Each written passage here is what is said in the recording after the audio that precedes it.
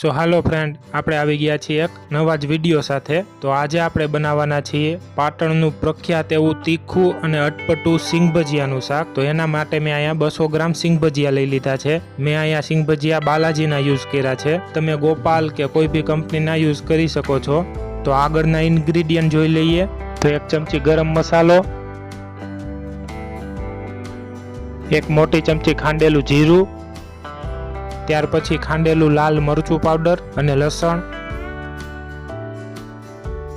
ત્યાર પછી સ્વાદ અનુસાર મીઠું, ત્યાર પછી 1 ચમચી કાશ્મીરી લાલ મરચું, ત્યાર પછી 10 થી 15 લસણની કળી આ રીતે આપણે ખાંડી લીધી છે।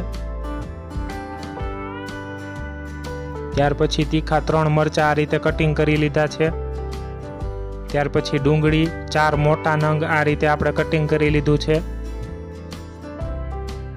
ત્યાર પછી 1 ચમચી જેટલી કસૂરી મેથી, ત્યાર પછી 2 મોટા ટમેટા આ રીતે આપણે ગ્રેવી કરી લીધી છે। ત્યાર પછી અડધી ચમચી હળદર પાવડર, અડધી ચમચી આખું જીરું અને અડધી ચમચી હિંગ, અને ત્યાર પછી 1 ગ્લાસ છાશનો, જે બહુ ખાટી પણ નહીં અને મોળી પણ નહીં, આ રીતની છાશ યુઝ કરવાની છે।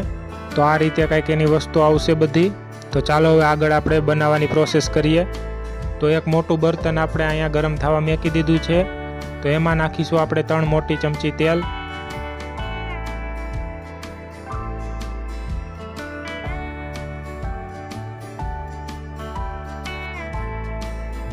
તેલ ગરમ થઈ ગયા બાદ એમાં આપણે લસણવાળી ચટણી એડ કરીશું।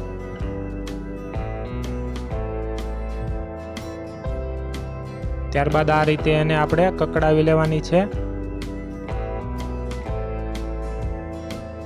સરખીથી ચટણી કકડી જાય ત્યારબાદ આપણે એમાં મરચાં એડ કરીશું।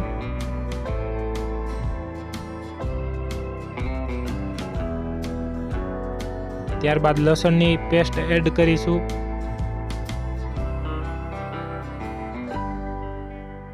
ત્યારબાદ સરખુંથી આને મિક્સ કરી લેવાનું છે।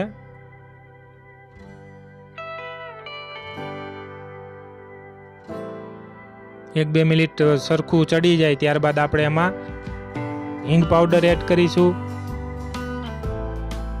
ત્યારબાદ જીરું, ત્યાર પછી આને આપણે સરખુંથી ચડવા દેશું થોડીક વાર।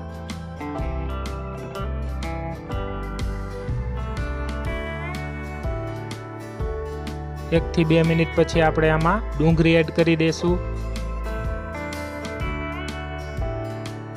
ત્યારબાદ આને આ રીતે હલાવતા હલાવતા ચડવા દેવાનું છે।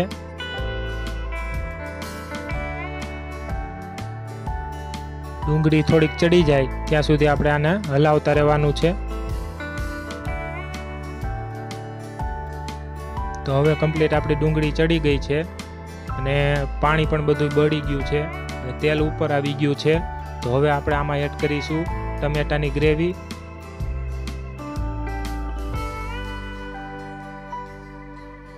ત્યારબાદ સ્વાદ અનુસાર મીઠું, ત્યારબાદ ગરમ મસાલો, ત્યારબાદ ખાંડેલ જીરું, ત્યારબાદ હળદર પાવડર અને ત્યારબાદ કાશ્મીરી મરચું। તો આને બધું જ આપણે સરખુંથી મિક્સ કરી લેવાનું છે। તો ધીમે ધીમે આને આપણે હવે ચડવા દેવાનું છે અને ગેસની ફ્લેમ હાઈથી લો રાખવાની રહેશે અને ધીમે ધીમે આને ચડવા દઈએ।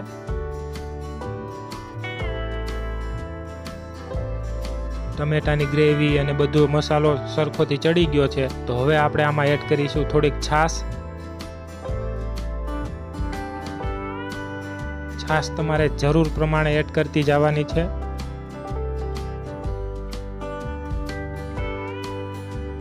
ત્યારબાદ તમારે આને આ રીતે ગરમ થવા દેવાનું છે। સરખુંથી ગરમ થઈ જાય ત્યારબાદ એમાં આપણે કસૂરી મેથી એડ કરીશું અને ત્યારબાદ એને કમ્પ્લીટ આ રીતે હલાવી લેવાનું છે।